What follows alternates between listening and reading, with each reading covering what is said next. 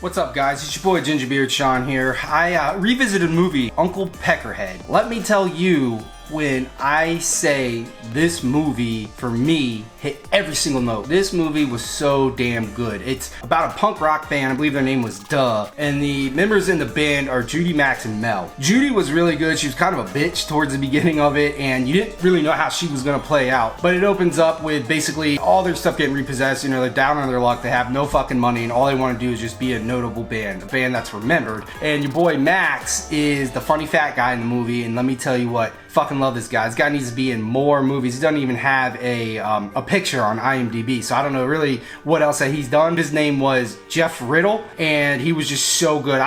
There were just so many clips with him where it's just short little one-liners that really were just funny as shit. And then the other girl, the bad girl in the group, was Mel. Kind of gave off vibes of the one curly-haired chick from American Pie series. She was in Orange is the New Black. I can't think of her new name. She's on that commercial right now. It's playing during the holidays. It's a toboggan. It's stolen. That's fucking commercial. I hate it. But anyways, I digress. This movie was so good, and basically all it is them hitting the road trying to make it big as a band. Meanwhile, being down on their luck and all their stuff got repossessed, guess what else did? Their van.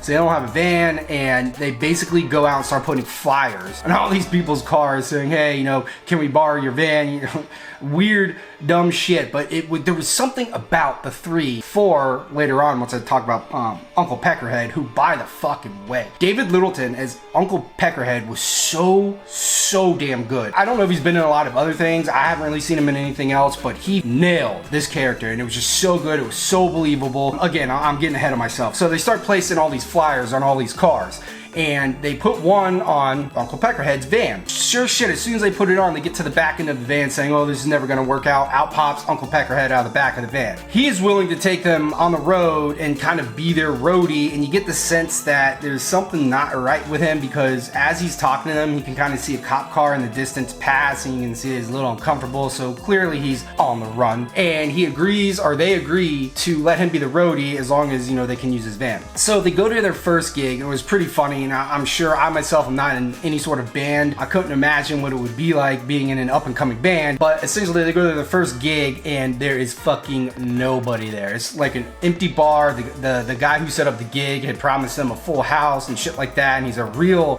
asshole to them. And they sit there and they play the music. You know, some people that are into punk might actually like the soundtrack to this. I didn't mind it too much, but they get in there and they start playing, and then they leave, and he legitimately gives them, I think it's what, $4. So they don't even get Uncle Peckerhead, you know, gas money, shit that they need in order to go to the next venue. And this is kind of when Uncle Peckerhead comes out and goes, okay, it's, you know, it's all right, I'll go talk to him. He goes in there, he comes out, I don't know, maybe 5 or 10 minutes, actually 13 minutes, because you find out later, covered in blood. And they don't know what the fuck happened. He comes out with a wad of money. Judy, the leader of the band, kind of goes back in there. It's like, you know, what's going on? So she goes in and she finds a room, the guy that booked them, fucking soaked in blood. And you see practical effects. Gore, over the top practical effects is another reason why I like this movie so much. It's just his body. His body has been eaten. It's just there. And, you know, Uncle Peckerhead, he's so somber. He's such a villainous. So basically, you don't really know what he is. I think they call him a man-eating beast. But every night at midnight, transforms into this beast for 13 fucking minutes and just goes ape shit. Judy doesn't like it. Max and Mel are actually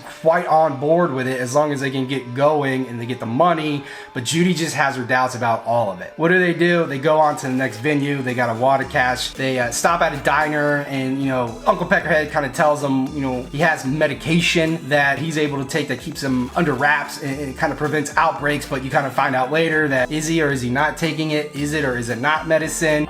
Anyways, they go on to the next show, and I believe they stop at a rest stop, and they're just kind of sitting there, and a car pulls up, and it's two metalheads, and they are just the fucking most annoying two people, just listening to music on the back of their car in an old ass big boombox, drinking beer. They're drunk as shit. Interesting enough, Josh Peck is one of these guys, and he gets it bad. But the one thing is that they start really pissing off the group, the band, Duh. And here comes Uncle Peckerhead, just happens to be right around midnight, and he goes over there and takes care of both these guys. And I tell you, man, the gore on this movie was so good. They put time. They had someone who knew. I don't know. You know, I never know the cost of what it is to do these effects, but I can tell you that they really paid off. There's one guy, you know, basically goes to punch him and fucking eats his hand.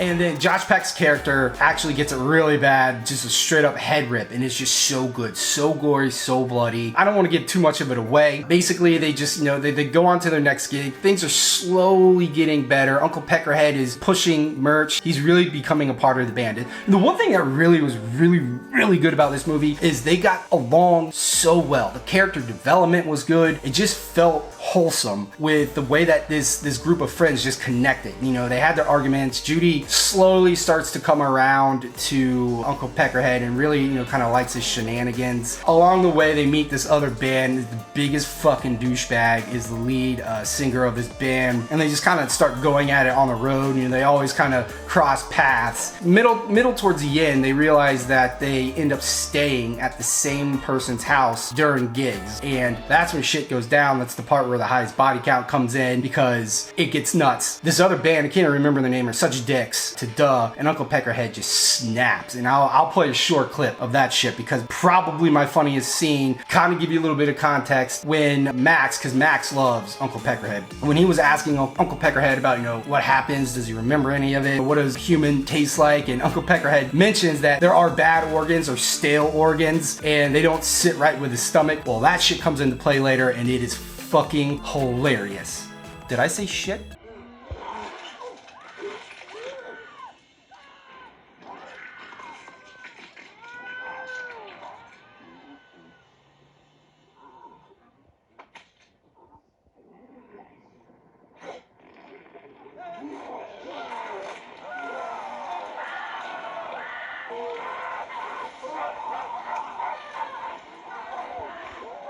Anyways, the movie is just so good. I kind of just jumped. You know, it's kind of a rough review, but I jumped ahead. It's a movie that I don't really want, you know, to give away too much. I'm sure people have seen it. It's, you know, a few years old. I came back to revisit it. I couldn't really remember much of it the first time I saw it, but I will tell you that Matthew John Lawrence is the director. I don't know what he's done. I kind of looked him up. He hasn't done much. He's done like maybe 5 or 6 different shorts, maybe actual full lengths. But his first short is called Stripper Cake. Never heard of it. Definitely have to watch it, because who the fuck doesn't want to watch a movie called Stripper Cake? Anyways, I will say that Uncle Peckerhead, I can't remember, 2000 something, late 2017, 18, I don't know, maybe even sooner. Such a good movie. Give it a chance if you haven't. It's worth a go. The characters are good. The gore is over the top. It's super bloody. It is just a real gem of a movie. I fucking loved it. Start to finish. Uncle Peckerhead. Hell yes.